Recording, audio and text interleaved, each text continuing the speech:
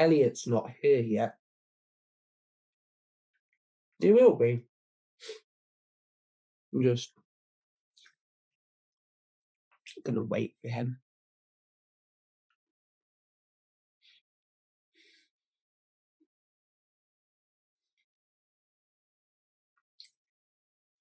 While you're still watching this part of the video, nothing's gonna happen. I'm just gonna wait for Elliott to skip.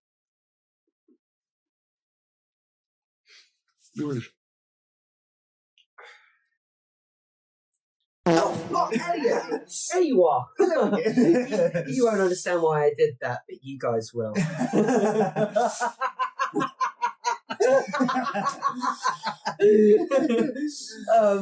Oh, I love it. Hey guys, welcome back to Me Time, and it's great. Look at us, 10 episodes in, 10 first double-digit episode. That's mad. Yeah, that we've made it this far. Honestly, we're getting through those numbers. we're getting through the plan. Yeah, what started off as just a little idea that we had has turned into something that's got like a full-on plan, scheduled. Lots of people approaching us saying like, "Oh, what next for the podcast? Like, did you reckon we could be in it sometimes?" It's mad. Yeah. It's a little hobby of ours, and the love that we've got from you guys has been like our motivation to really keep going. Yeah, definitely interest as well. So I did interest in a lot of conversations. A lot of key conversations. Like, I was interested in what you talked about for this episode and all that stuff. Yeah. So hopefully that interest sort of snowballs into more. yeah, absolutely. Right, guys. Today is our last episode in our current agenda of the Nolan trilogy of Batman. And at the end of this episode, we will announce the new agenda of our 3 episodes going forward, namely episode 11, 12, and 13. Your hopes for this next one. Yes. No, I'm really looking forward to the new agenda. It's something I personally am going to get my teeth sunk into, like big time.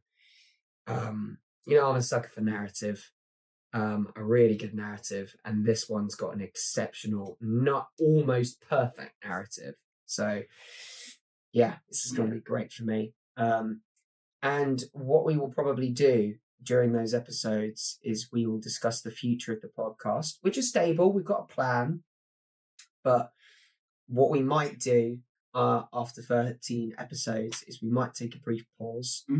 And we will have an announcement when the pause happens. The pause won't be too long. It'll probably be about 1 week or 2. But you will not be without content in those weeks away of fresh me time. There will be stuff for you to get your teeth sunk into. So just bear that in mind. Yeah. And that's going to be good. Yeah. That's what's going to be good. Wait. Yeah. Stay tuned. Yeah. Stay tuned. Okay.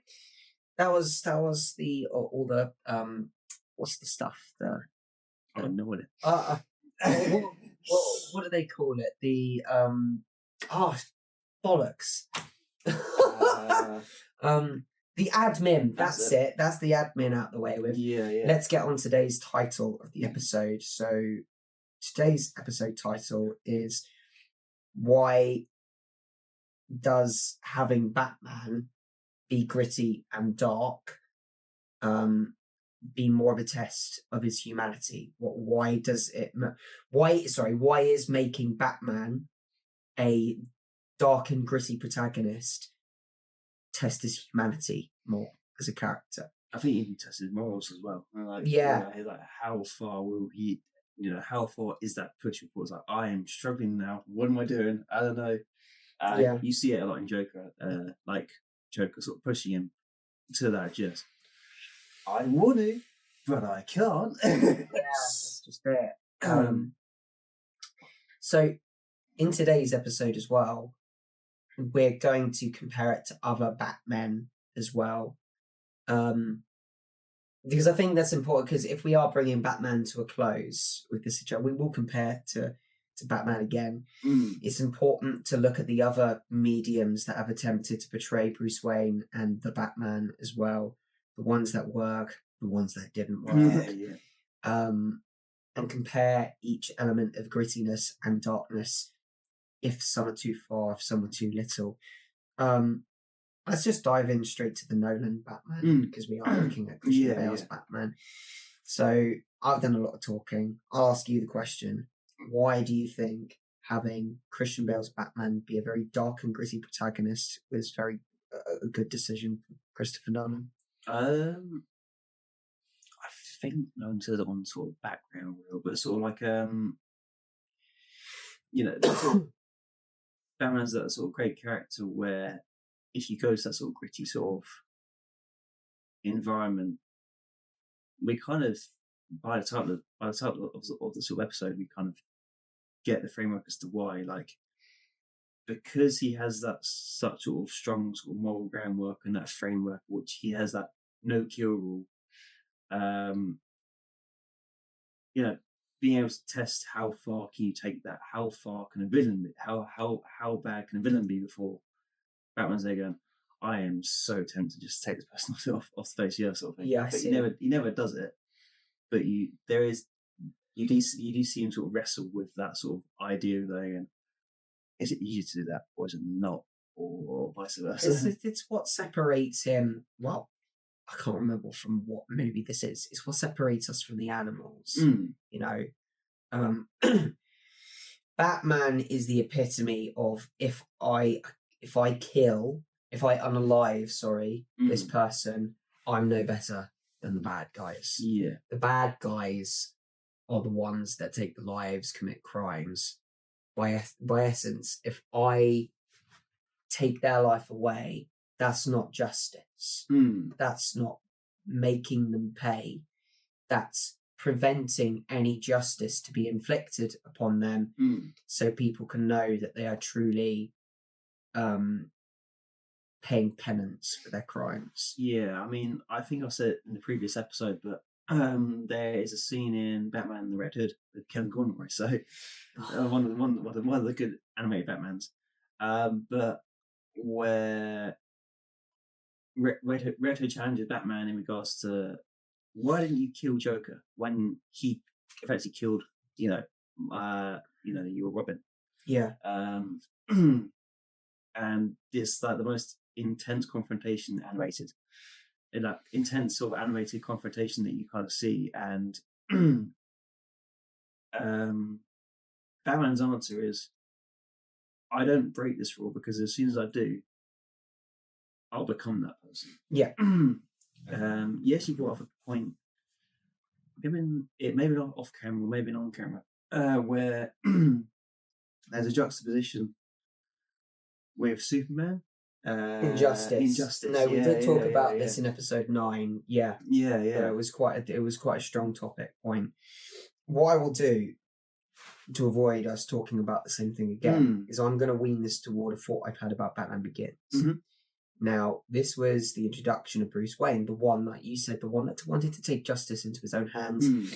He sought criminals, he tried to beat them up. And Ra's al Ghul was like, no, this isn't the way. He showed him how to get back up when he got beaten down. He showed him that humans have limits. Myself and yourself, we're both human. Yeah. They're meant to be broken. In moments like this, you keep going. So there is a threshold of what is human and what is not human when it comes to Batman. He is a very real human character.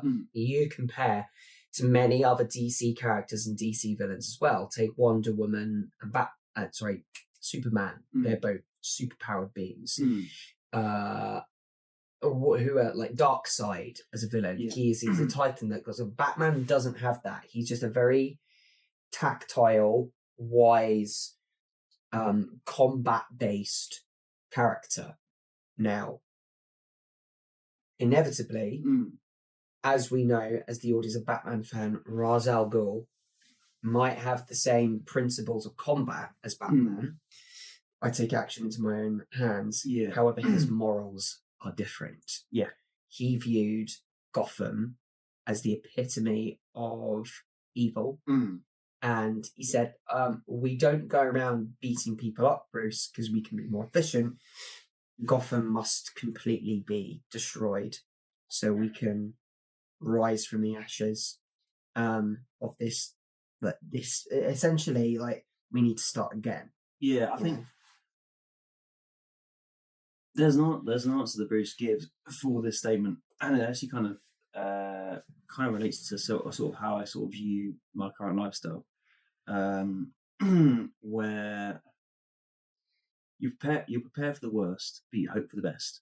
That's kind of Batman's sort of idea. Is like he's prepared to fight Gotham's evil sort of thing, but he hopes that Gotham also has its best intentions in mind to do good sort of thing. Yes. The difference of Ras Al Ghul, where Ras Al Ghul kind of there going, there is no hope.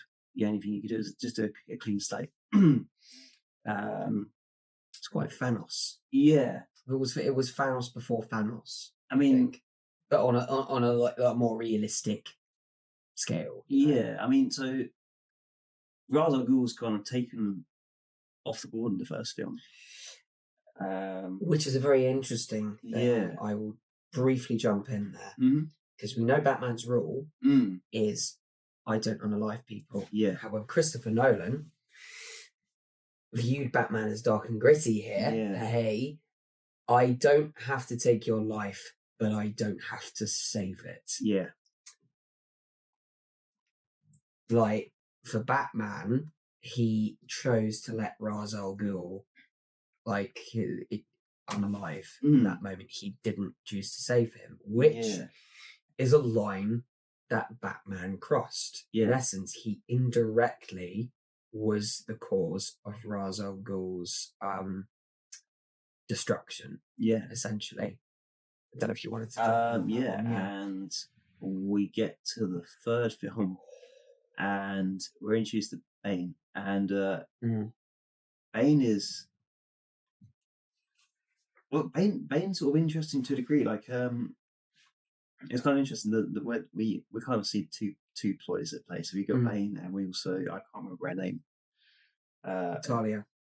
Talia. So, but we introduced to Bane first, and Bane kind of jumps off the second film where Gotham is sort of living in a lie, where Harvey was killed by the Batman.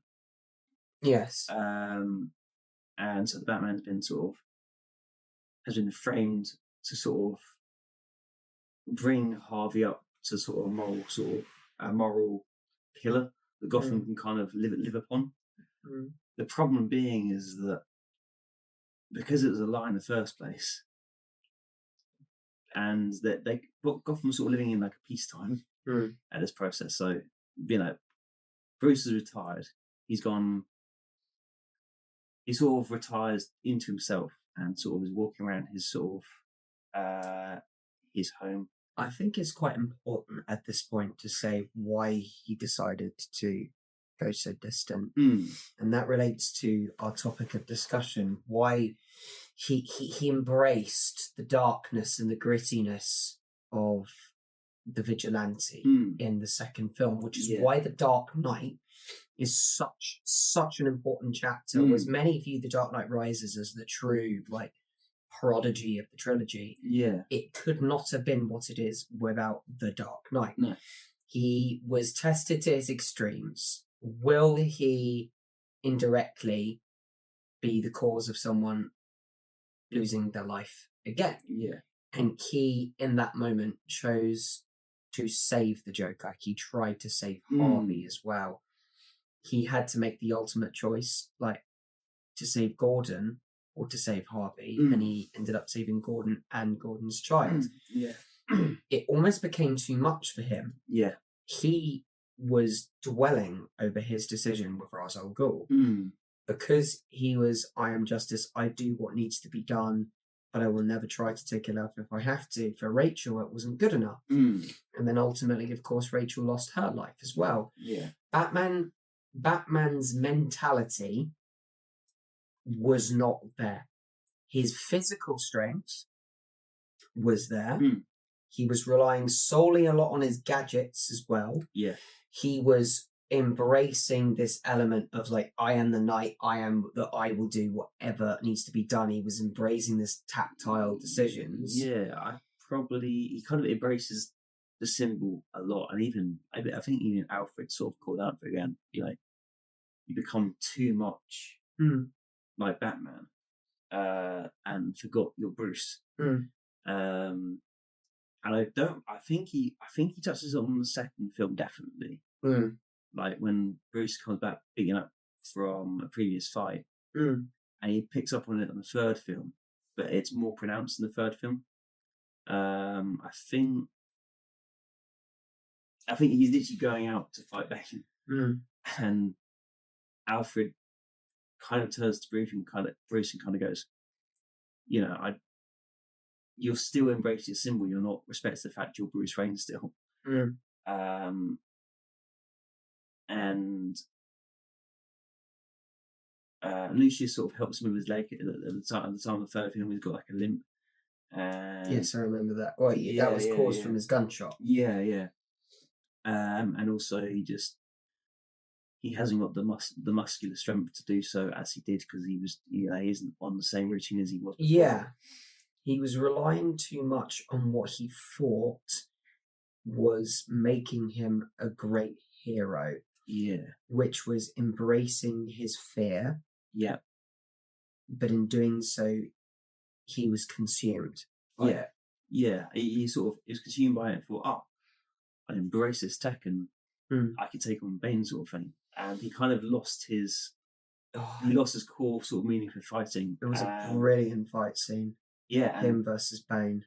Yeah, Bane shows him that. Bane even says, you think darkness is reality, you adopt the dark. Kind of, I think when he says that line, it's sort of implying the fact that he knows Bruce isn't who he is at this stage, and Bane's lived kind of Batman's life already, and hasn't stopped living it. Different as Batman has. We learn about Bane as a character. What makes him a great villain is that when he was in the pit, he was forced to become this force of nature, be this big muscular brute that defended himself because it was horror. It was living horror. And his mentality, his refined sense of, I know what needs to be done, his strength increased because he endured all those years suffering with all of those injuries. Yeah. He survived that, and in doing so, he viewed himself as reborn. His head, he had to live with that pain, and in doing so, he came to the surface. Ras Al Ghul rejected him, but ultimately was just like, I really don't care that he's rejected me here. I know what needs to be done. Well, we're kind of there's a false narrative. There's a false narrative that was implied into the beginning of the film where Ras Al Ghul rejected him because he was too deadly, and it wasn't the case at all. Ras Al Ghul rejected him because he wasn't keen on him being his daughter. Yes. It wasn't anything. It's just like, I know you being a daughter, so. But effectively speaking, he was kind of more than League of Shadows sort of thing. Like he operates a lot more effectively. He was, as like he says, I am the League of Shadows. Yeah. I want to spin back to the fight between him and Batman, because for me as an audience member, it was brilliant. Bane had the upper hand the entire time. I think it's the most intense fight scene that you watch, because Batman's stuffed. As soon as Bane makes first contact on Batman, they're going, we ain't this ain't gonna suck. Shit's going real when there's no music in a fight scene. It's just raw punches, and you just hear every crack of Bruce's body. Is like, that's brutal. Even the dialogue at the start, let's not stand on ceremony, Mr. Wayne. Yeah. The fact that he straight off the bat knows Batman's identity. Yeah. Bam. That's it. Yeah. He's no longer Batman fighting, he's Bruce Wayne. Yeah. And Bruce Wayne isn't strong. No. Batman is strong. Bruce Wayne isn't. No. Mentally, he's regressed. Yeah. He's let this identity consume him. The monster that he thought he was has not evolved Bruce Wayne. His image has evolved. Yeah. But that's quite a good parallel to the real world. People give themselves an identity because they think, if I am this person, if I am this character, then things will stop hurting, things will become easier. You know? Okay, there's an interesting point I want to touch on, but it doesn't really matter. Feel all right, we'll go over it. So I'm going to kind of briefly go off track. Kind of more in regards to my evolution. Were you expecting to talk about No. So I used to be kind of like a very sort of quiet bloke, very sort of inward in regards to what my interests were, all that sort of stuff. And it's funny, having sort of been teaching and sort of speaking to other people, I've kind of been able to realise that I have my flaws, I have my weaknesses and flaws, all sort of stuff. I can improve on them all and everything like that. In regards to sort of my interests, all sort of stuff, I've kind of began to embrace them more. I'm not sort of embarrassed by them anymore, sort of thing. Like, I used to kind of, oh, I don't know, oh god, that sucks, sort of thing. But I know, I'm kind of going, sod it. People can think what they're like. I enjoy this stuff. Sod you. I found that embracing more of myself, and knowing my sort of morals and where I stand, I'm a lot more effective in regards to what decisions I make. Some of those decisions are heavy. Some of those decisions are not too bad. But there's always going to be a give and take on whatever decision you make. But I don't question myself as much anymore. It's like, if my decision's made, my decision's made. Whatever the consequence of that decision is, so be it. You kind of see that with Bruce, where Bruce hasn't fully formed himself yet. No, he hasn't. No. And because of that, in the Bane fight, he doesn't believe in his strength. No, he doesn't believe in himself. He believes in Batman. Yeah, he believes in Batman. He doesn't believe in Bruce. No, and Bane exploits that to his nth degree.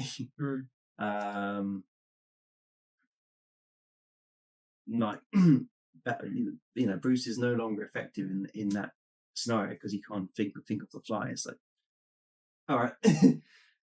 So he's sort of thinking within his strikes and things. They go, oh yeah, this is playtime, sweet, and then the big strike comes in.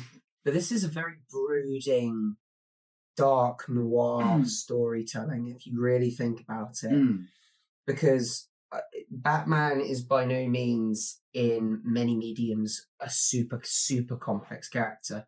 He has his complexities, but at the end of the day, Bruce is an orphan that lost his parents, that is trying to atone for the lack of power that he had in that moment. Episode 8 callbacks. Shameless plug. That he was a scared little child, and he is still that scared little child. But if you think about it, I'm just imagining that my hero scene of Vigilante Deku just walking around, like, you wouldn't know he's a hero by the way you look at him. I imagine Batman the same way. He is fully clad in this grey-scale armour with pointed devilish horns to mimic a bat's ears, with a black cape, several gadgets. He's drenched in rain, dark. It's like, I am the epitome of night. You only see me at night. I destroy all evil because I couldn't stop evil when I was weak, and now I'm strong, and I will never, ever be weak again. And to be scary, you need to give the criminals something to be scared of. Hence why he doesn't pull his punches. But the worst part of it is he goes, I will beat you senseless, but I'm not going to take your life.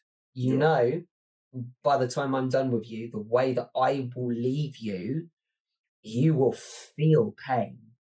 You will not escape from this pain. Taking your life away is an escape, and it means you won't pay for your crimes. I am here personally to put an end to your crimes, to make sure that you feel the pain and the fear that everyone else that's innocent felt.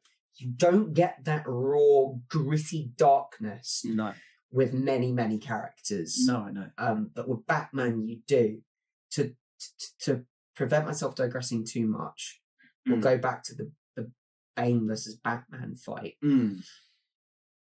You feel his raw anger and fury through which is why I loved the way Christian Bale represented Bruce in that scene.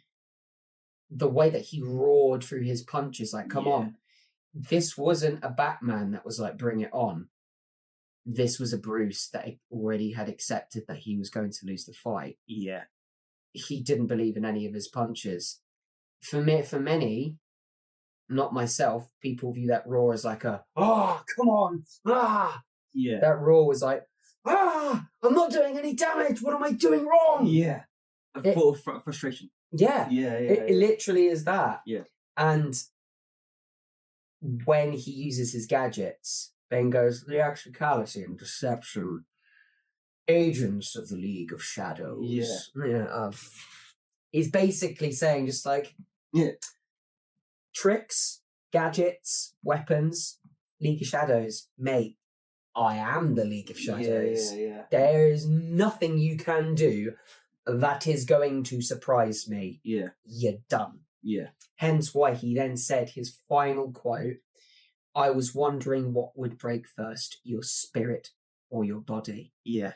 His body was never going to break, which is why Bane was just like with humour said like, I wonder what would break first.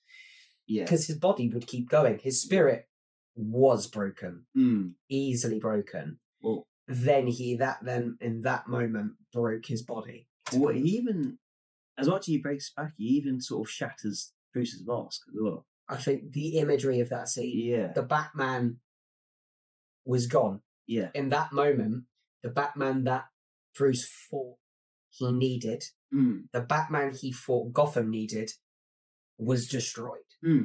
That image of Bane walking away with the broken Batman cowl, taking all of Batman's artillery and gadgets and using it for antagonistic purposes.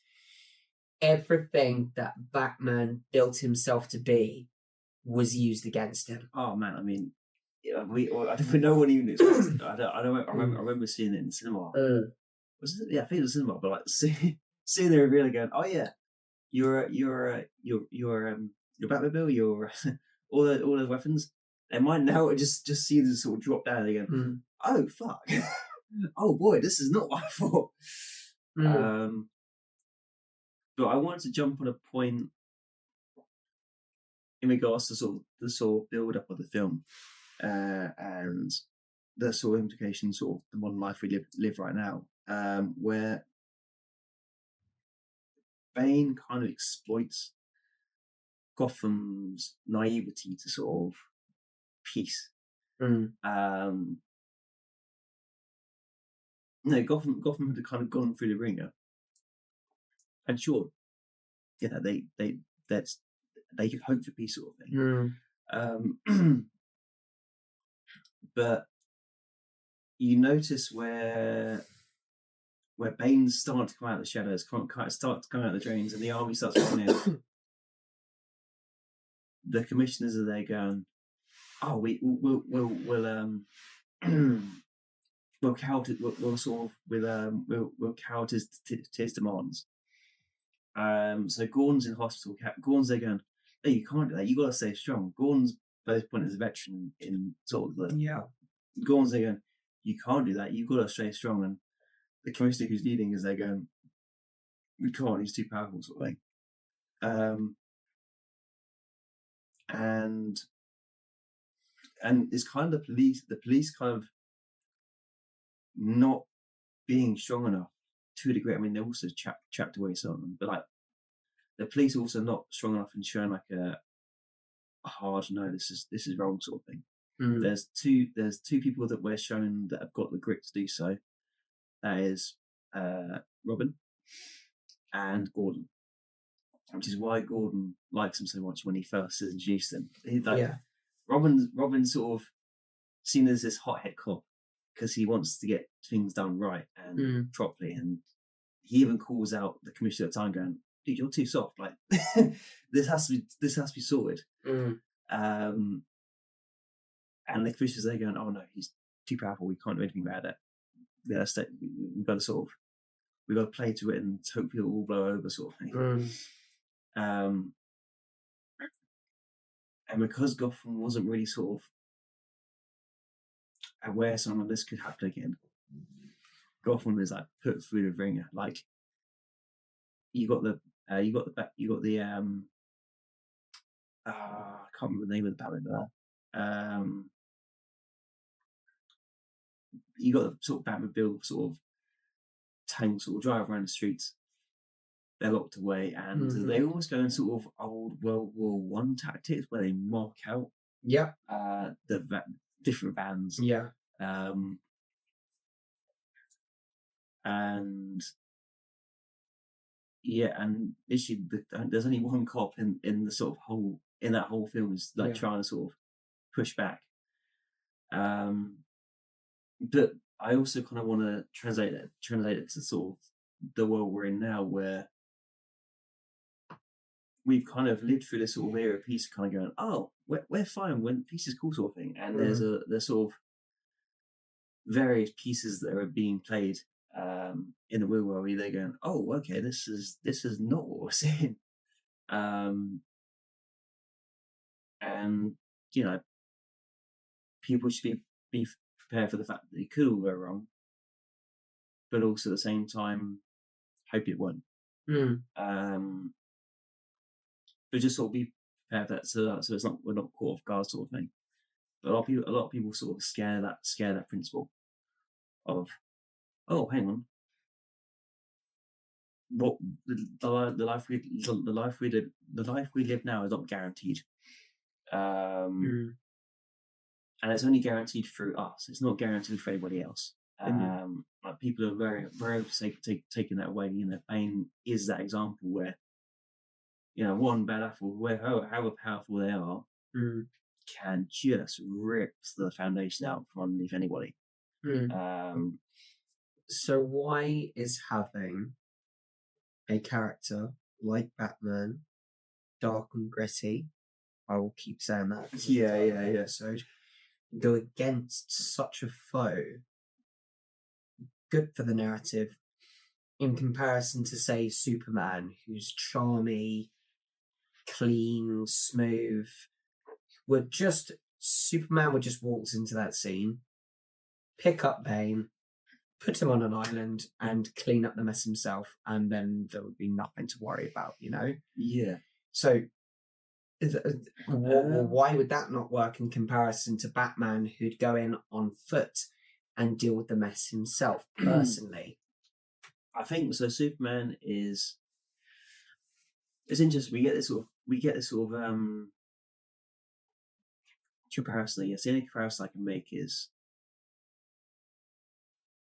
Batman is ground level in the fact that the way he travels is in the Batmobile. He's in the streets. He kind of sees all these sort of moral dilemmas and all sort of stuff, and he kind of has to choose between what's the best choice between certain scenarios. With Superman, he's kind of naive because it seems bizarre. His form of travel is flying around. He's not really involved in, is it Star City for Superman? It's Metropolis. Oh, Metropolis. Yeah. He's not really involved in Metropolis's day-to-day life. So when he comes to these sort of dark, gritty characters who have these sort of moral sort of grey areas, he doesn't really have a foundation to sort of work with. Because the morals that he lives by to a degree are kind of fantastical compared to what the real world kind of comes across. I think that's kind of where Batman sort of has the edge. Yeah, let's face it, we're animals. We are. Yeah. Humans are a species of animal, so there is this primal nature to us. I'm not saying everyone is capable. I'm not saying everyone would. I'm saying there are loads of good people, but there is this core to us, this ferocity, to lash out, to be angry, because it is in a human's nature. It makes a human to be raw, real, and emotional. Yeah. Batman, like in the Nolan trilogy, will compare to other Batmans soon. Batman, sorry, soon I'm sure. Christian Bale Batman went through a great deal of suffering.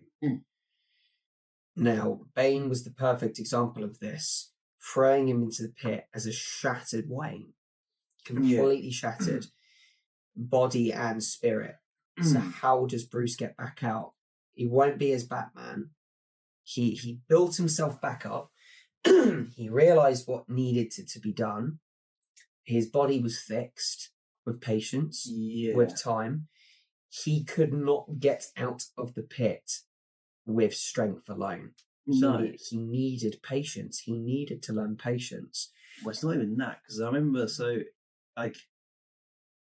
he does build himself up, granted.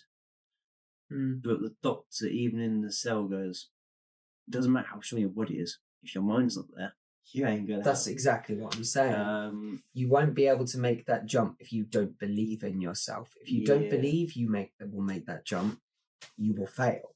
The other thing he says is something that's interesting, and from my experiences, I can kind of relate to, where the doctor calls him out and says, "Do you fear death?" And Bruce is there going, "No, I don't fear death. I'm Batman," sort of thing. And the doctor kind of goes, "If you don't fear dying, how can you fight?" Like having that adrenaline rush, and having that sort of inhuman push to go past what your human, that's what I'm saying, physical nature can do. Adrenaline kind of has to be part of that. The boundaries of the Batman and the human beneath as well.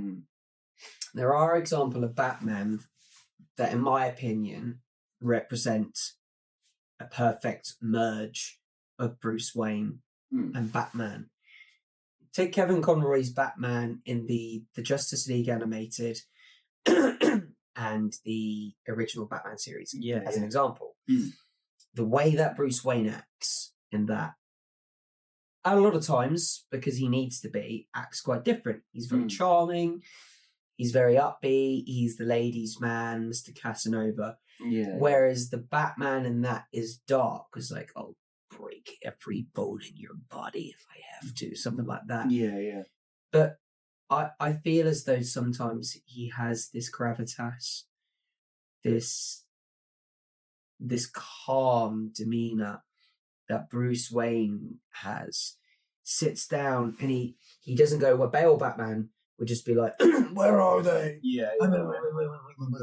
Just that, this Batman would sit down and just go, no, we need to think these things out. If we go in charging, we're not going to be able to win. Okay? Something like that. Which is why I'm saying, like, the Flash, one of the things of the animated, that's not Batman animated. It's a movie, I think, I believe, where there's two speedsters. One of them is the Flash. And Batman goes, to get into this place, we're gonna need someone to run in really fast. And the Flash runs in and goes, I'll do it. I'm your man. Batman turns around and goes, you're not fast enough. Whereas Christian Bale Batman goes, don't be silly. You're not fast. Blah, blah, blah, blah. So there's a difference. There's a merge between Batman, who's more ferocious in his nature, to a Bruce Wayne that has come to terms with his peace.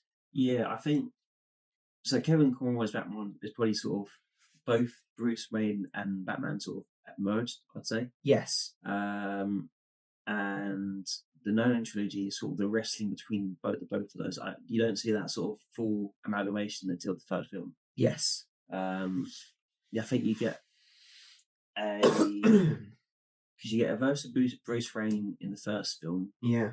And then that slight merge of Batman towards the end of the film. Mm. Then you get a lot of Batman in the second film, but not so much Bruce Wayne. Mm. And then the third film, you kind of get Batman a little bit, but Bruce, it's more of a sort of development on sort of Bruce Wayne for them to both merge and sort of meet and sort of like, this is who Batman is now, sort of thing. This is who the Dark Knight is now. Which is why I think the one scene that I didn't like in the film was when he was beating up Bane. And he goes, "Where's that trigger? Yeah. Where is it?" At that point, I'm thinking, he knows you're Bruce Wayne. Yeah. Talia, at this point in time, most likely knows you're Bruce Wayne. Why are you trying to put on a Batman voice? Yeah. Why are you trying to intimidate Bane? I would have argued that it would have been more intimidating if he started shouting as Bruce there in the Batman suit. Where's the trigger? Yeah. Where is it? Like that. Ultimately, it's that is the nittiest of nitpicks for me. But that would have come full circle. He ultimately did, in the end, crack through a little bit more of a Bruce Wayne voice as Batman. When he's like, "I can get it out over the bay." Yeah. When he realizes he's got to sacrifice himself. Yeah. For Gotham. And when Gordon asks, like, people should have someone to mourn over, you know, and then he starts revealing to Gordon who he is. Yeah. In that moment, he didn't speak to him as Batman. He spoke to him as Bruce Wayne. Yeah. He goes, I'm kicking myself. I don't know exactly what he says. So someone could be a hero someone could be a hero someone could be a hero by something as small as putting a coat around a young man's scared young boy's shoulders. Telling him the world is going to be fine. Yeah, I think that's perfect. Yeah, the way that then Gordon realizes, utter realization as Batman flies away. Bruce Wayne. Yeah. I just think brilliant. Yeah. That is one of the best ways to reveal Batman's identity. Because it rarely happens. No. It rarely happens to anyone outside of the superhero circle. Most of the Justice League. One of my favourite series of the moments of the Justice League was when the Flash is like, we need to protect our identities from one another, otherwise someone could come for us. And then Bruce goes, "I'm Bruce Wayne, you're Barry Allen." Oh, yeah. He's Clark Kent. He's like, what the hell? He's like, "Great, now we trust one another." I'm like, how did you know Yeah. But that's just it. He's wise. He's just like, let's play the waiting game. Bruce is just like, why bother? Why bother doing the waiting game? Let's be logical about this. Yeah. You should trust me if you know who I am. I'm Bruce Wayne. Yeah. How do you know I'm not going to give my identity to anyone else? You're not. And if you do, I'll stop you. Yeah. Simple. Which is why in that version, Batman has a contingency plan for all of his allies. Yeah. Which I also wanted to touch on. Yeah. Because I think that's genius. Oh, it's so good. It's not that he doesn't trust anyone. No. I would argue that he trusts Clark and Superman a great deal. Yeah. In most instances of the DC universe. However, in a world of possibilities where that could be used against him. Does he say sort of magic and possession? That's sort of the reason it was done. Sort of like magic possession, and I think it's even something towards like a bad moral decision, sort of moral decision that they can't handle. Yes. And they will go over the top to get something done, sort of thing. Yeah. I think that sort of there's a reasoning for doing so. And they go, "What? You don't trust us for this?" I remember they trust you. Yeah, I do remember they flip out.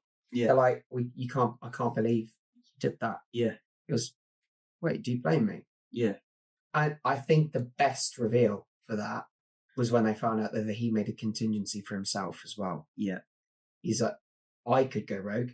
It's not that I don't trust you. I don't even trust myself. Yeah. The Batman could become a monster. Yeah. In many instances of the DC universe, he does. Yeah. He does become a monster. The Batman Who Laughs. Also, Apocalypse War. Yeah. Lord Batman as well. Oh, no, You're not. No. He Desaad uses technology with Darkseid for Batman to be their war tactician. Oh, awesome. So yeah, he oh, I know we've been swearing in this podcast. He fucks shit up. He essentially becomes like their general. Oh, damn. But he is forced to be their general. So how does one beat Batman in that situation? It's not that he's human, it's that he's, in that version of Batman, he's come to terms with his humanity. He's come to terms with the monster that he has to embrace. He's merged the two together. Yeah. That's really interesting topic. How do you stop someone like that? Well, yeah. There's an interesting sort of psychological conversation where, again, it sort of speaks back to that sort of term of like having two selves, and the way in which you can sort of become more confident yourself is by merging those two. That means merging the self that you show people and the self that you don't. Yeah. They call it sort of the shadow self, I think is the right term. But then if you merge those two together, kind of what I'm doing now, you've got like crowd and all sort of stuff, and you're sort of like merging two sort of you become a lot, you're a lot more comfortable in regards like you're not hiding anything. You're very much, this is me, take me to you sort of thing, sort of at that point. He does not disregard the fact that he has human weakness as well. Yeah. Bruce's greatest weakness is his family, his bonds of family. Every time that his mother and his father is mentioned, it's PTSD. Yeah. Let's face it, it is his PTSD. Yeah. He goes back to the night that they're murdered. I think in all of the Arkham games as well, the amount of callbacks to that, and Kevin Conroy having fear in Batman's voice, like, I still could save them, my God. Oh my God. Like, it is the night that haunts him the most. And if that is used against him as psychological warfare, he even admits, if I'm bombarded with that, I wouldn't be able to stop myself from feeling emotional, because at the end of the day, I hate saying this, everyone's got a kryptonite. I hated saying that. Everyone's got a kryptonite. It's kind of interesting because it's sort of as fuel, but again, I'm going to kind of use a mechanical term because it's more, he's sort of made to understand. Yeah. So, that almost is fuel, granted. But as you're saying, like, if that fuel gets dumped on, he's going to get put like basically an emotional inferno. Just bolt out. Well, that's just it, isn't it? Yeah. And in the Arkham games, in his visions of fear with the Joker, he is in this state of nightmare. He does ultimately unalive the Joker. Yeah, he does. He snaps the neck of the Joker when the literal scene of his parents' murder is just bombarded with Joker after Joker after Joker. He's overwhelmed, and the Joker's like, "There's only one way to stop me," and he snaps his neck. Yeah, because in that moment he's like, and he just can't escape. The greatness of that, the worst part of that scene is that as a game mechanic, what was really interesting, you don't have a choice. You don't have a choice if you can spare the Joker or not. Oh, it's literally Mark Hamill just saying, like, unalive me, unalive me, unalive me. The button is saying, unalive Joker. And someone deliberately left that part of the video game running for a very long time. I saw a video. Nothing changed. The same scene went on and on and on and on and on. You cannot advance the game if you don't do that. Oh, damn. You have to, which is so interesting because Batman never once in that game speaks to Joker until the very, very end. Even after he's done what he's done to the Joker, he ignores his fear. He ignores that vision of himself because ultimately, in the end, it is revealed that the whole time you think Batman is afraid of this version of himself, afraid of the Joker, he knows. Yeah. He is ultimately Bruce and Batman in peace mode. I think it wasn't really a twist, but the greatest sort of reveal at the end is when the Joker just goes, just like, what have I got to be scared of? At that moment, Batman turns around. You're afraid of being forgotten. Yeah. You're afraid of me. Like something like, yeah, I will stop you. I'm the Batman. I will always stop you. In that moment, it's revealed the whole time. Batman had the upper hand with his visions of fear. Yeah. He embraced his fear. He's like, yeah, I would do that. I would have done that to the Joker. Yeah. If I was flushed with emotion, I would do that. Yeah. Of course I would. But I'm not going to. Because I'm better than that. Yeah. It is the perfect representation of humanity. Almost the perfect isn't the wrong word. It is the wrong word. There's no such thing as perfect. But coming to peace with yourself is probably a better way. Oh, yeah, definitely. Yeah. Which I think it's with the darkness of Batman and his gritty human flair is a brilliant way to tell that story, you know? I think it's also kind of why Batman and Iron Man did so well was because they are flawed individuals, but they get over their flaws. I think we're seeing it now also in, we saw it briefly in Daredevil as well, why Daredevil got like a massive following. They're flawed individuals. I feel like they always overcome their flaws. Yeah. And that's kind of what makes them so endearing because you're kind of like going, oh, I've got struggles. But at the same time, oh, I can overcome these struggles because, I mean, they're fictional characters, but to see them do so and sort of see them make those hard choices that maybe people make in their real life, so much more sort of, I'm okay. I'm okay to do what I'm doing. It's on that. I wanted to. I can't remember. I was literally thinking about saying something, but I completely forgot. Oh no, it's escaped me. It all come back to me, but no, I had a complete brain fart there. Oh God, bear with me. I'll probably edit this part of the podcast. I can't believe I had something. I hate when that happens. When you're talking about something, you want to say something, and it's just completely slips your mind. My head is somewhere completely different there. No, you're gonna have to come in and help me here because they're endearing characters because they're flawed individuals and they make sort of this. That's what I was going to say. Thank you very much, Elliot. I'm not going to spoil it for you, but I think we've just started to see this in a series called Invincible. I'm not going to talk about it again because I don't want to spoil it.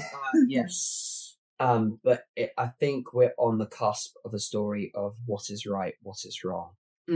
What a quote that you will like that doesn't spoil anything. That many of you, if you've seen Invincible, will know who said this. We're either the good guys or we're the people that save the world. Yeah. I thought that quote that shook me to my core. It's like, you can either be the good guy or you can be the man that saves the world. Two different things here.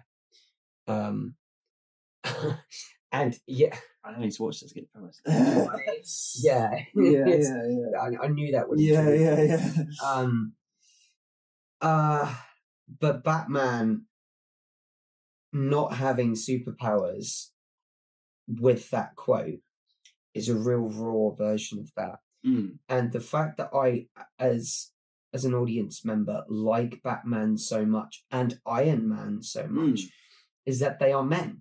They are men with gadgets. They rely solely on this facade of gadgets and this image of themselves that holds power, that they forget who they are behind the mask. We spoke about that in depth with Tony Stark, and now we're somewhat talking it in depth with Bruce Wayne as well. It makes for compelling characters because we care for them. We as humans, we need to be at peace with ourselves as well, because it is, let's face it, it's a dark and raw and cruel and real world. And when there are men and women on screen in superheroine form that we need to root for, having these aspects of ourselves, these relatable aspects, makes it all the more real for us to root for them. I'm not saying, oh yeah, I've been cornered by the League of Shadows mafia boss before, I relate to that. No. I'm not saying that. I'm saying like, there has been a situation where I have been this persona of myself. I put all my energy into that. So when that persona cracks, the Matthew behind the scenes, it's just like, oh, I mean, what the hell? you kind of see it happen. Well, from my own experience and from the film's perspective, like we're kind of brought there. How do I word this? We're kind of led to believe that the symbol was unbreakable in the first film. And then what we find out is the symbol can only exist fully if the individual carrying that symbol is strong enough themselves. Like if you're gonna fake who you are, people are going to question you on certain subjects in sort of real life, and you're there going, I don't know how to answer that because I'm now faced with a scenario where the self you hide could probably answer it, and someone probably doesn't like what the answer to the question. However, if you are to fake a question and then you ask that question again, you can't recall that lie. Yeah, of course. Like the thing is, if you're embracing yourself, people aren't going to like you all the time. So you're better off speaking the truth than speaking lies, because once they start kind of questioning you, start turning the screw, you may as well just tell people what you're thinking and sort of see what happens. You'll kind of find out over time that the people who are sort of the strongest individuals in your life will show themselves up. And the people who don't will show their flaws. That's kind of like, you're only as strong as your own individual sort of self sort of thing. And let's compare what you said to the relationship that Batman has with Commissioner Gordon. Because he is, in the Nolan trilogy, an example of someone who relied on the Batman. He only saw it as Batman. He didn't see him as Bruce Wayne. Of course, he viewed him as Batman, which is why he very quickly tossed him aside. Not because he wanted to, but because he felt like he needed to save the city. In doing so, he doomed Bruce Wayne. Batman was doomed to fail. Bruce Wayne was doomed to fail because Gordon saw that version of himself and was like, Batman will be fine. Of course he will. Batman always comes back from this. He did. It's not like he wanted to, but he very confidently says at the end of the Dark Knight, he's not the hero Gotham deserves, but he's the one that we need. Yeah, he's not the hero Gotham needs right now. Yes, but it is the hero that Gotham needs. I think. Essentially, that tossed him aside. Did he pay for it in The Dark Knight Rises? Boy, big time did he pay for it. Yeah. Because then Bane calls him out. Yeah. He goes, Harvey, the Batman did not unalive Harvey. Sorry, no. Yeah. I can't remember. No, he didn't. No, it was cool. Who was it? I forgot.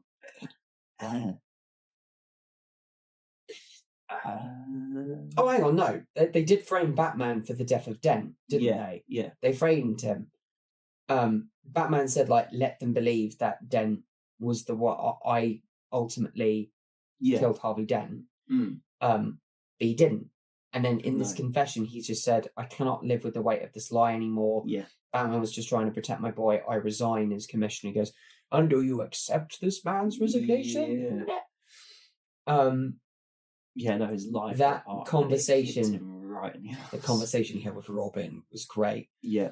He goes, you've been lying all this time. He goes, in a situation like this, I hope you have a friend like I did that puts his hands deep into the dirt so you can keep yours clean. Yeah. Your hands look pretty filthy to me, Commissioner. That was cold. Yeah. Yeah. I think the Gordon doesn't even answer on that. No, he doesn't. He's right because he views Robin as right. Yeah. He is.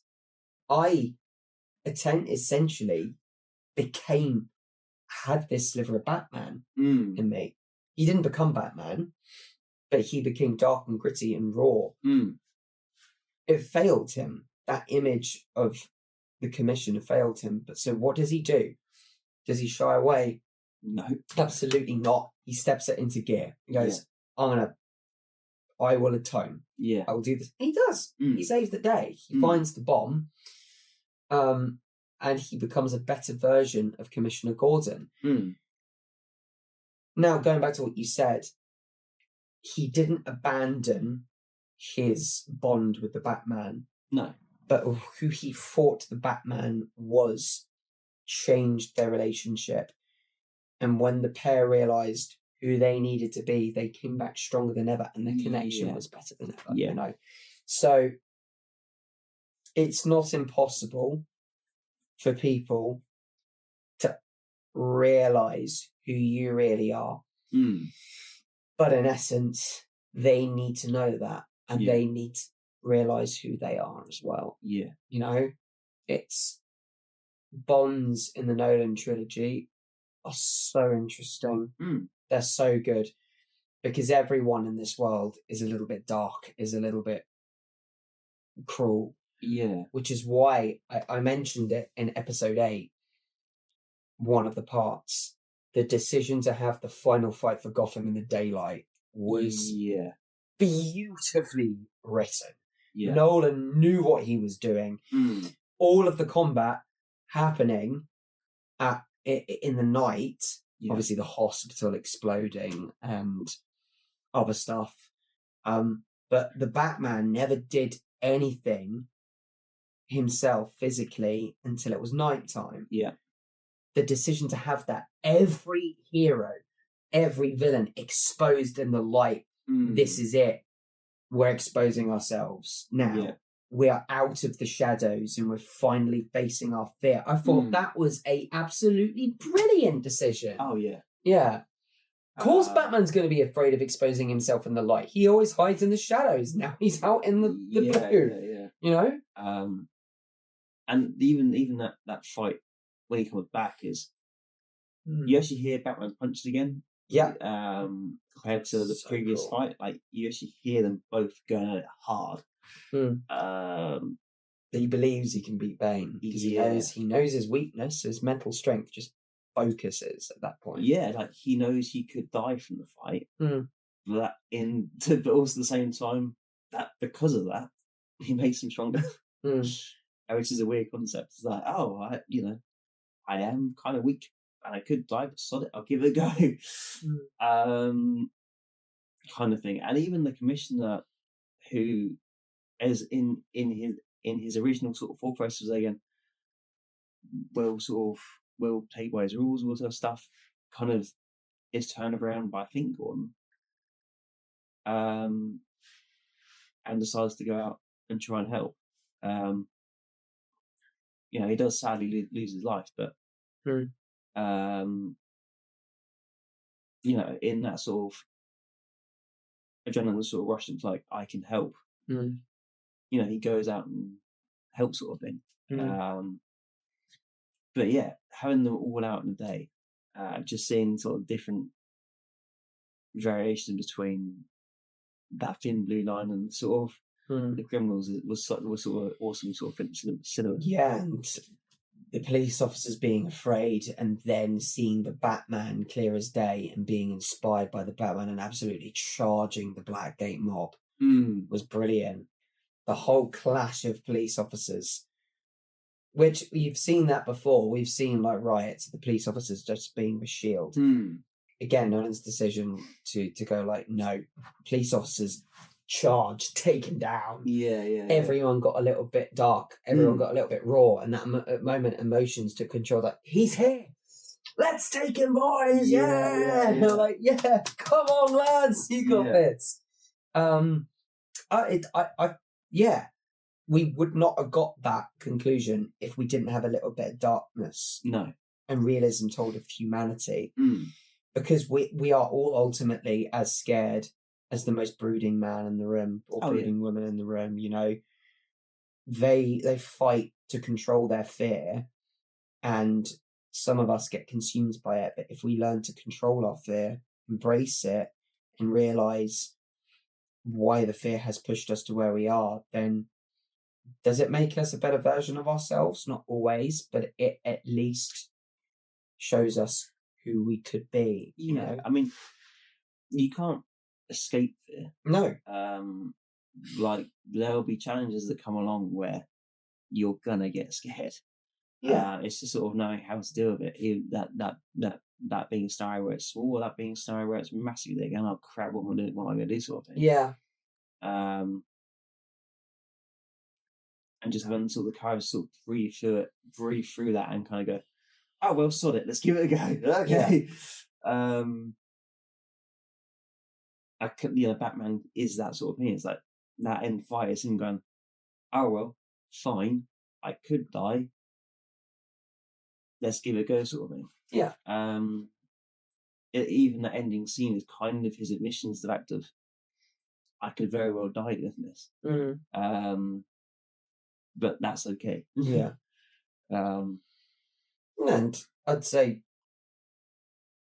Batman, like in many instances of Batman, obviously he wants to stay alive because he feels as though no one else can do what he does.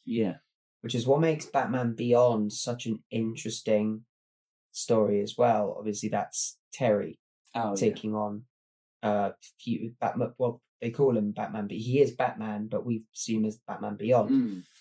Bruce is old man. He's an old man. He still refuses to believe that there is a better Batman than him. Not even a Robin could be better than him. The only Robin that Bruce viewed as just as good as him was Dick. Dick Grayson, and he became Nightwing. And he just, even as an old man, was just relentless with Terry. Like, no, you're not good enough. You're not good enough. You're not good enough. And that again is one of Bruce's, and that version of Bruce's biggest weakness is believing that no one can be a better Batman than him. So he refuses to die. He accepts that he could, but he keeps on going because he feels as though he has no choice, which ultimately, within the trilogy of with the Christopher Nolan films, is told in a much more different aspect. I feel I've got no choice but to be Batman, but well, wait a minute, we know where that gets you. That's just interesting to me. It really is. Yeah. Yeah, Batman Beyond is a sort of interesting concept. Generally speaking, like the way that sort of narrative sort of travels. Is like, oh, okay, that's cool. Well, compared to other Batman film, I've spoken about the animated Batman, and the merge of Wayne and Batman. Something that we get in that we don't get in the Nolan trilogy, we kind of do towards the end, is his relationship with his sidekicks. Yeah, with Robin, with Batwoman, with Nightwing, with Red Hood. Oh, but we're teased one, aren't we? Towards the end of the show, just like, you goddamn. Yes, I had to say it. Yeah. But yeah, they're his proteges, the people that he cares for. So how does he treat them? He treats them very sternly. He treats them, in some instances, some Robins are just like, oh, he's a terrible mentor, I hate him, you know? He's always, I never see one crack of emotion in Bruce. I never see one crack of emotion in Batman. He never smiles, he never laughs. He's just this pale nothingness of emotions, you know? Yeah. And they resent him for it sometimes. However, that's Red Hood, isn't it? Red Hood is that sort of red, is it? Oh, Red Hood. Can you blame the guy? Oh no, yeah. But it's sort of because you don't really see it in the Red Hood animation. Do you? Maybe. Was there movies off that? Well, he views Bruce as weak because he gets kidnapped by the Joker, and he believes that Bruce abandons him. He thinks Robin is weak. I won't find him. But what infuriates him more is that he didn't avenge his death. He didn't avenge him. The Joker apparently took Jason Todd's life. And because Jason Todd was alive, he's furious when he fought Bruce. Like, the Joker took my life. Why have you decided to spare him? Yeah. And of course, this man has been tortured by the Joker. So his obsession is, well, I'll do it myself then. Yeah. I'll take the Joker's life. I will do what you never could. Yeah. And you never will. Nightwing, on the other hand, I mean, there was a variation of Nightwing that I've seen recently where, again, they kind of both seem to sort of follow the same sort of path where both Nightwing and Jason kind of both sort of just despise Batman because of his teachings. He's this firm sort of there's no holds barred sort of thing. It's like, and they're both kind of going, this sucks. It's that Bruce, he feels, Dick Grayson feels as though Bruce doesn't trust him. Yeah. That's what pushes him away. Yeah. Because he's taught himself to be this, like, I would be this strong, dark mentor and this hero.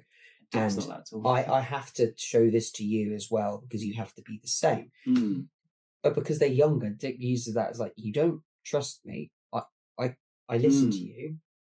I've been Robin for ages and you still don't trust me, do you? You view me as a kid. In any important scenario, I'm always going to be on your back foot. You always do things yourself because you feel as though no one can do it better than you. Yeah.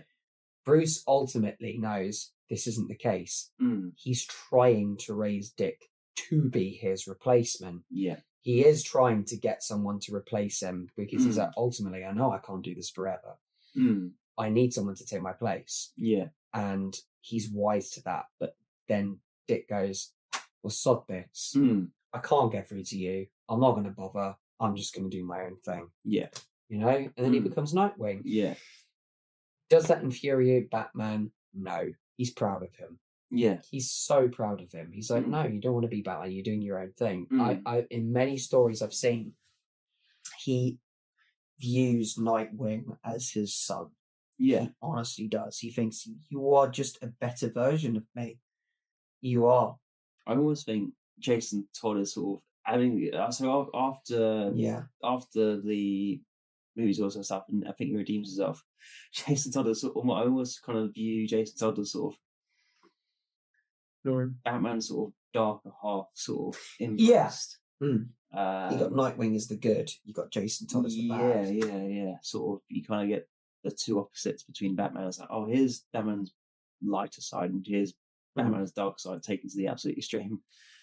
Then you got Damian Wayne, who is League of Shadows exaggerated beyond. Yeah. I despise Damian. I think he's a little turd. I think he's a little shit.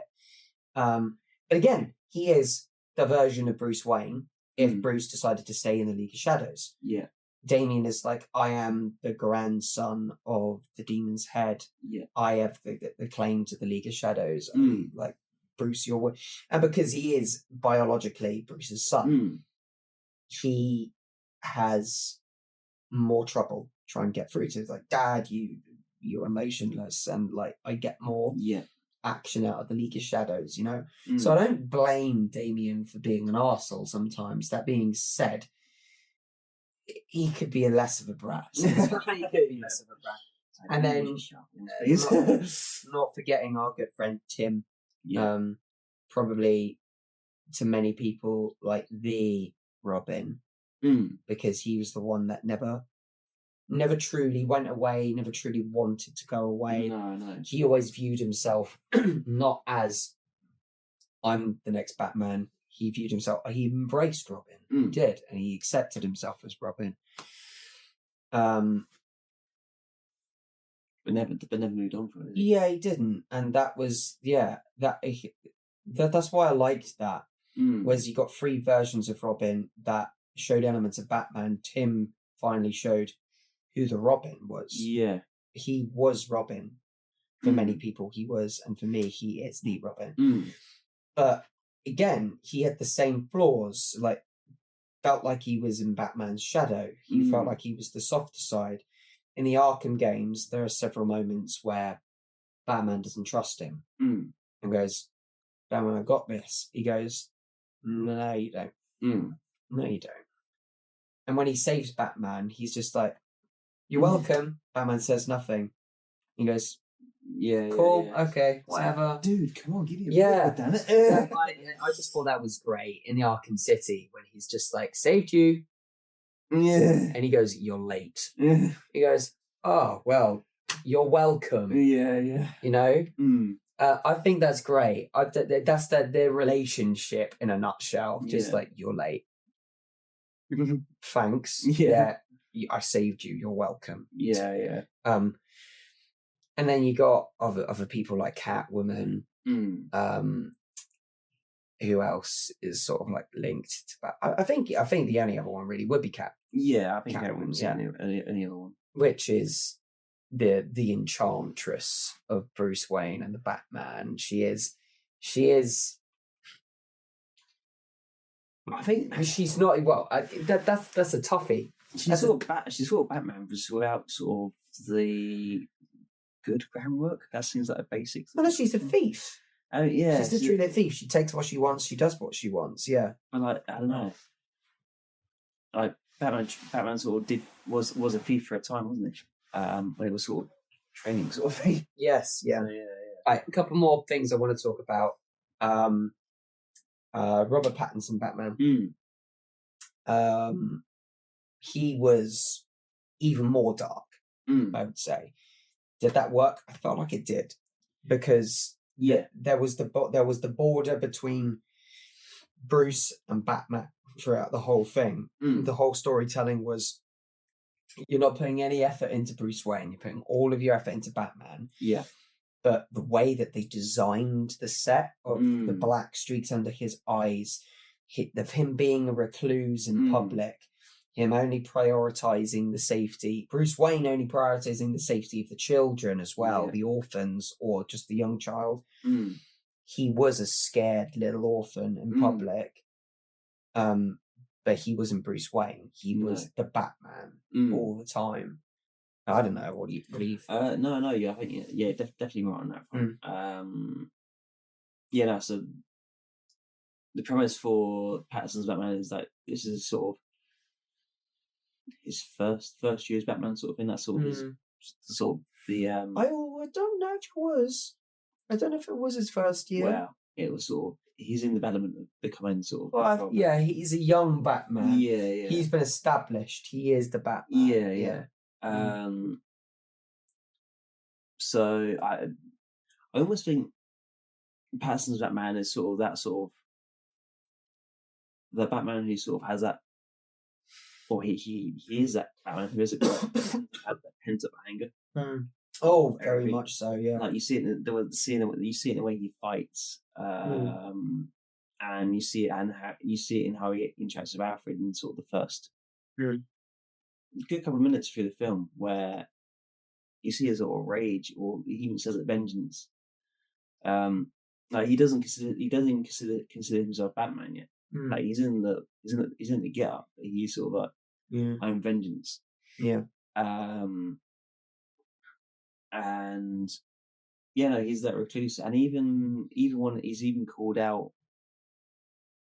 I think it's halfway through the film at the funeral, where it's sort of a repeat of the same line of Rachel previously in the Nolan trilogy, where one of the counselors kind of calls down, kind of goes, "Oh, you've got tons of money. Like, why don't you reinvest in the city?" Sort of thing. Yes. I don't think he answers the question. I think he just sort of nods and nothing really happens. He's just an ignorant child. Yeah. Bruce Wayne is just like he's not a spoiled child. He's just naive, ignorant. Doesn't listen to anyone. He just does what he thinks is the right thing to do. Yeah. And that's where the Riddler has the upper hand. Yeah. I mean, Riddler basically calls him out for it for the whole of the film. I love that. And it's only towards the end of the film where it's like going, oh, hang on, Riddler's right. Oh, I think it's when the Riddler mob is inside the club, I think, before it's getting flooded. And the Riddler replies back to them, I am vengeance. And I think and you just see Pattinson's Batman sort of click as they go, oh boy, I've created this. Yeah. And it's only towards the end of the film where he begins to embrace a little bit of Bruce Wayne, where he sort of goes out into the daylight and begins to sort of embrace Bruce, and he goes to sort of the people, and drags out the all sort of thing. He begins to do it, but we don't get that. Again, and that's an aspect of humanity as well.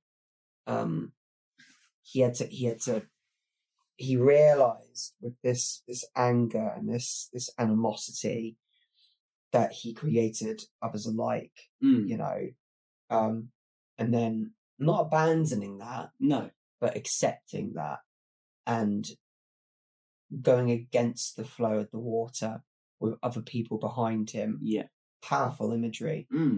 It was a long film for me. It was almost a bit too long, but the way they really made him a noir detective investigating crime scenes and solving riddles made it very, very, very, very real. Yeah. The Bruce Wayne felt very artificial, but that was ultimately the goal. I felt the Batman felt more real than the Bruce Wayne. Yeah. And the whole time we needed to realize that this investigation was Bruce trying to escape. And then when the Riddler finds out that the Batman hasn't even figured out his final riddle yet, the Batman goes, what have you done? What have you done? It's one of my favorite memes. Oh, big money. What have you done? He uses anger. He's just like, oh gosh, I wasn't good enough. Again, that aspect, I'm not good enough. Yeah. Because I failed to be this person I feel like I should be. Even though there are limitations. And yes, Batman is that, not personification, but that example, because he is titled superhero. He feels as though he needs to break those limits and should break those limits because he's up against evil people. but we obviously don't have to go above and beyond threshold like Batman levels. But Yeah. You know what I'm trying to say, yeah. I think. Do you have anything else to say? No. See, I wanted to talk about Batfleck, but I kind of think we don't need to. No, I mean, because I think I will briefly. I think Batfleck's a bit too far. I don't think he's too far. I think he's kind of shadow Batman. Would you reckon? Really? Yeah, he's kind of. But he takes lives. Yeah, well, that and yeah, I don't agree. I don't agree with Zack Snyder's decision there. Yeah, to make Batman this artillery weapon wielding. Well, yeah, Dark Knight. He's got explosives. I think, yeah. I've only seen most of it through trailers rather than through films. I see. Okay.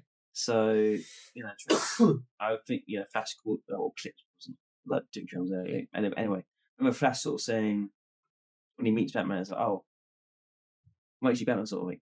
I'm rich, and you kind of see that in the way he sort of. That deals wrong again. It's all tech based. It's not really problem solving. He's brutal. He's shown to think, but doesn't really.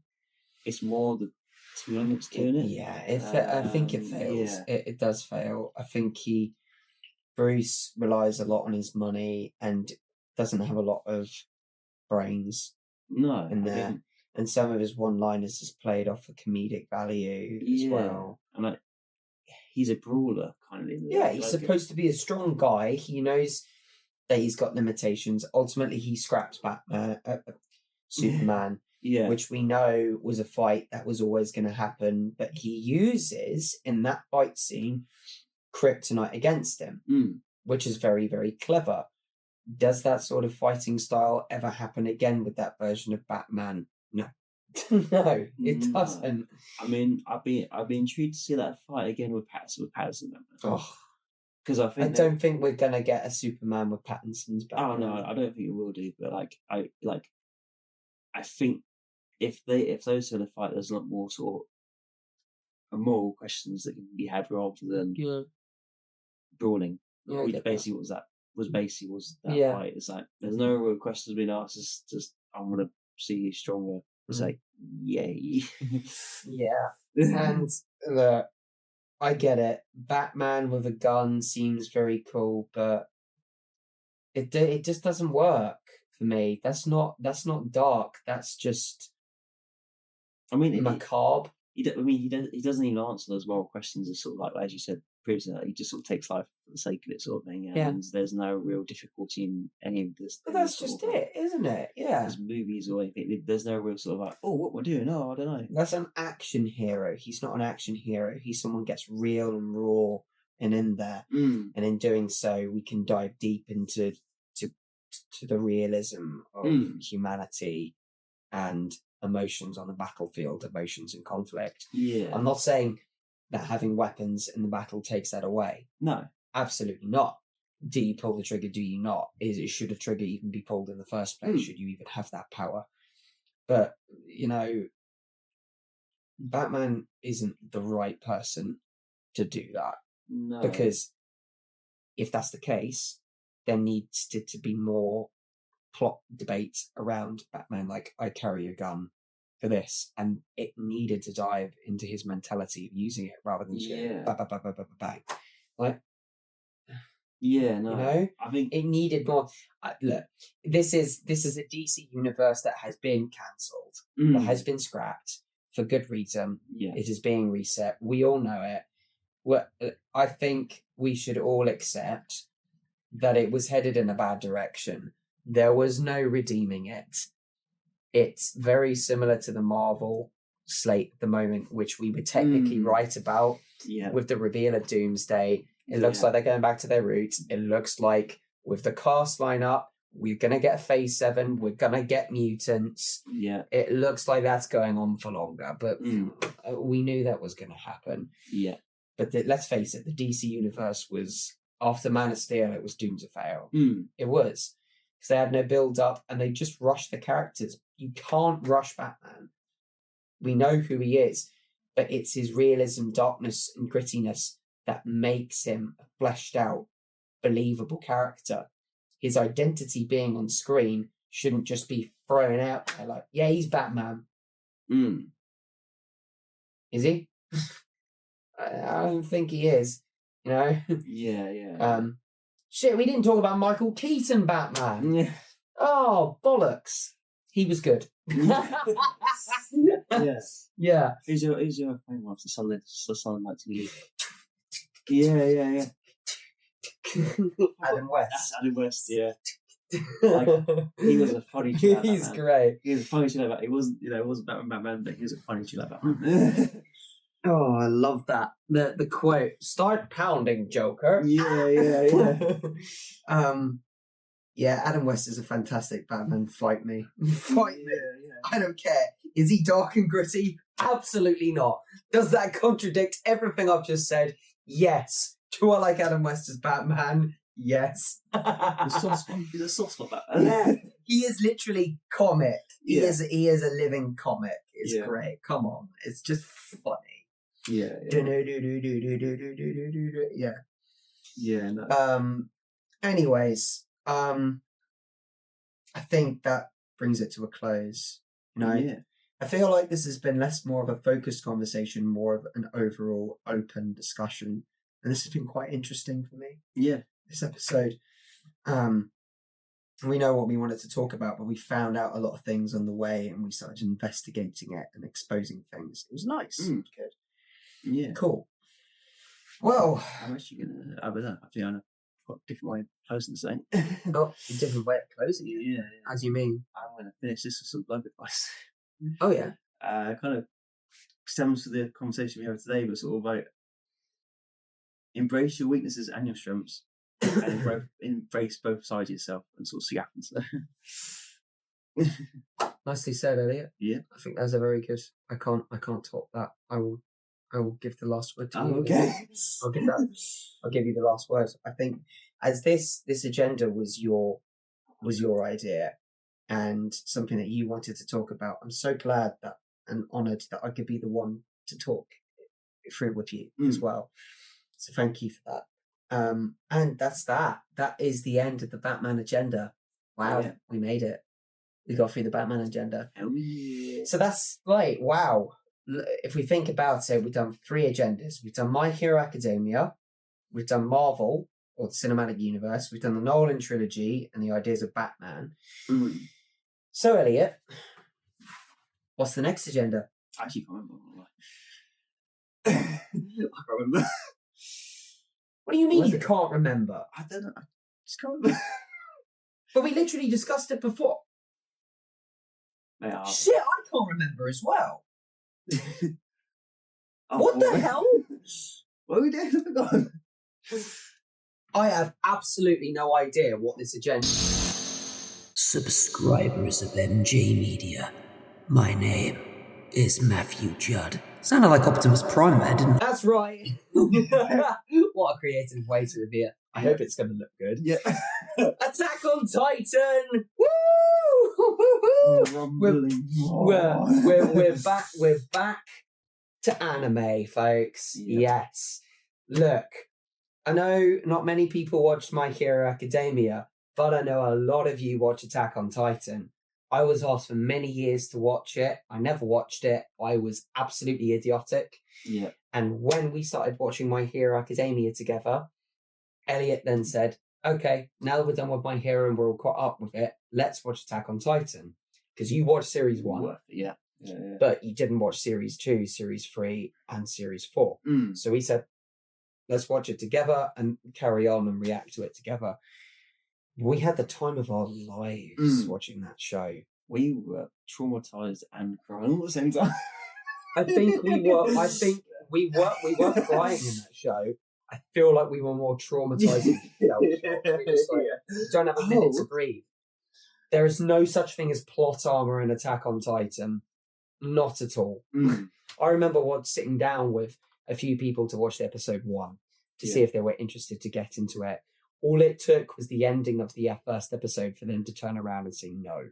I'm good. It's so frustrating because like you're missing out on like a perfect story. Come on, the plot twists are gonna be insane. You please stick with it. It's gonna be so good. I think it takes a certain type of mind to withstand that. I've got to say, we'll get into it in the next. I want to start talking about it now. You can see how passionate I'm getting. We'll talk about it in the next episode, okay?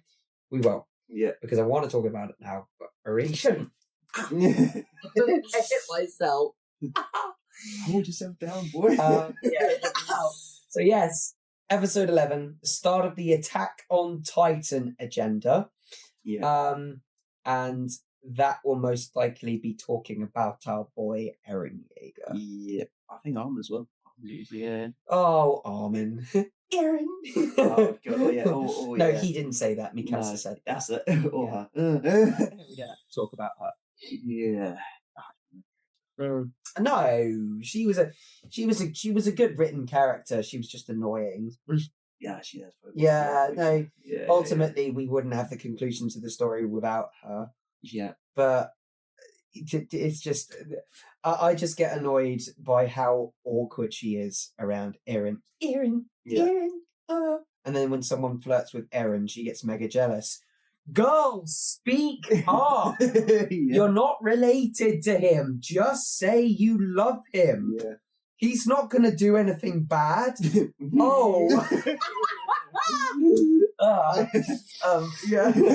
I'm not going to confess my feelings to Eren. There's no way this is going to end badly for me. Oh dear. Confess to your crushes, guys. Yeah. Anyways, cool. That's where we'll end it. So we'll see you in episode 11, guys. Take care. Have a good week. See you soon. Bye. Bye.